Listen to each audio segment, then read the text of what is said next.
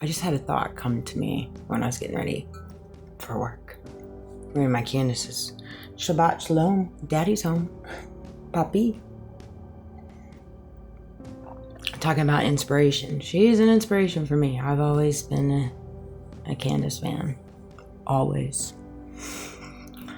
I know a lot of people have a lot of things to say about her, but and some things I'm like, I don't always see the same with her, but I do respect her. She has the utmost respect from me. And she inspires me just to keep going, fight the good fight in whatever way. You don't have to be somebody on a platform with 6 million and however many, you know what I mean, to fight the good fight. We're all fighting the good fight in our own way. Even, the middle class folks. As DeSantis referred to us. I appreciate what he's doing with the property taxes here in the Sunshine State. If you'll get lucky to buy a home, cheers to that to look forward to. Again, I get it. It's a small thing, beggars can't be choosers. I just wish there was a little bit more advocating for fighting for the corruption. That is well evident in every state, but particularly the state of Florida. The FBI plane just doing loop-de-loops in my local area the day that Charlie Kirk was assassinated. I had somebody comment on my thing talking about Trump's assassination attempts.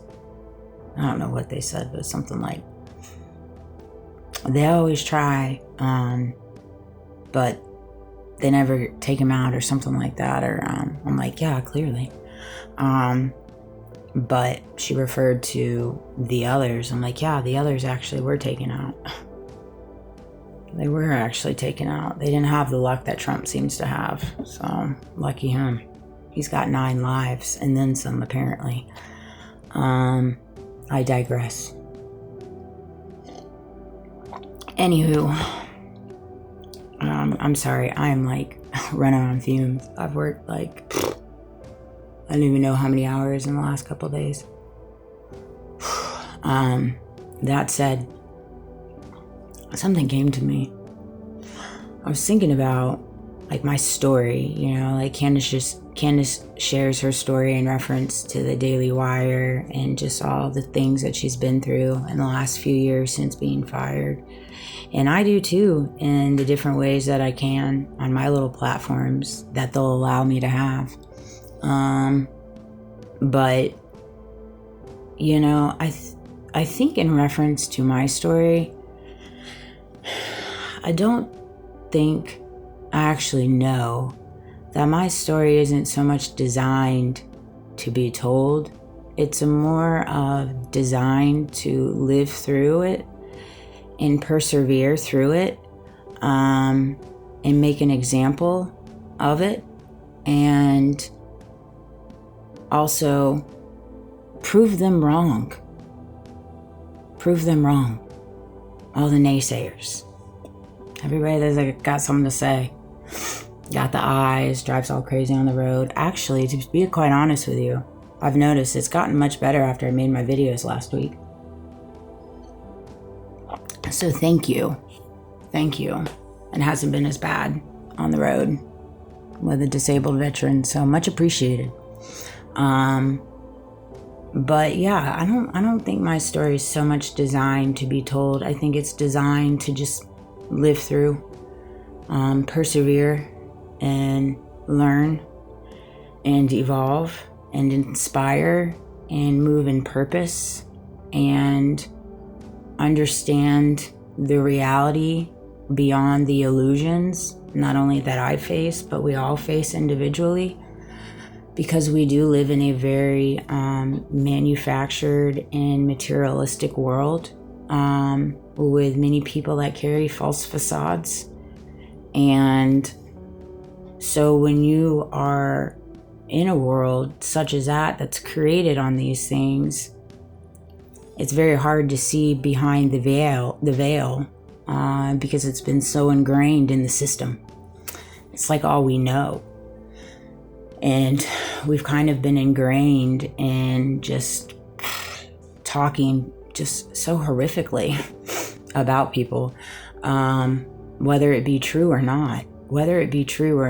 And then when you do speak the truth on certain individuals, it just gets pushed under the rug because of their connections, their power, and the amount of money that they have, and their status, and their bloodline in a lot of different ways. And so it's just kind of one of those things, the way that the system has been built, strategically, intentionally, no doubt. That's very evident. And so for me personally, it's not so much in reference to screaming out, listen to me, this is my story, I'm telling the truth, because I see so many videos, you move in silence. I don't really move in silence. I don't consider it moving in silence. I've been pretty loud. I've been pretty vocal, particularly if you meet me physically and in person. You ask me questions, I'm going to give you the answer straightforward. Nobody wants to ask me true, authentic questions. And so I picked up on that a long time ago, because I recognized that nobody was really interested in hearing my story, because they already had a preconceived notation and perception of me. So it wasn't a matter of me sharing my story. It's a matter of me being who I'm called to be, as well as being who I've always been, in different ways. Now, don't get me wrong, I ain't been perfect by any means, but in reference to the story that's been told behind me, it's not true. That I can guarantee you. Just basis on how many people are involved in it, as well as how many people refuse to have conversations with me, as well as, Lord knows, they won't let me go to court. And so it's just one of those things. Those are all things that just kind of line up with the truth being revealed to me. Whether it's revealed to others, it doesn't make a difference to me. It's revealed to me. And so I recognize that just because God shows me in different ways. And so it's not really a matter of me moving in silence or me sharing my story, because it seems to be that a lot of people know my story better than I know myself, apparently. So if people want to know my story, just ask them. They seem to know it better. And so it's a matter of moving through life as I am and proving the narrative wrong. Proving the perceptions wrong. Proving the deflections wrong. Proving the manipulative tendencies and the manipulative talking points wrong.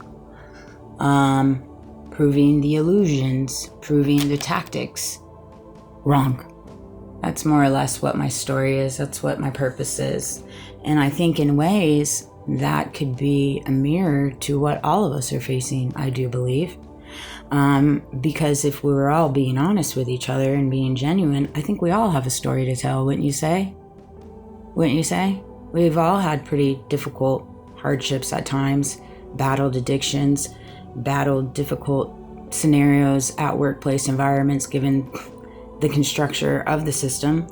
And so I think that in the broader scale of it, if you look at the big picture of it, my story is just a mirror to everybody else's story to inspire in reference to that.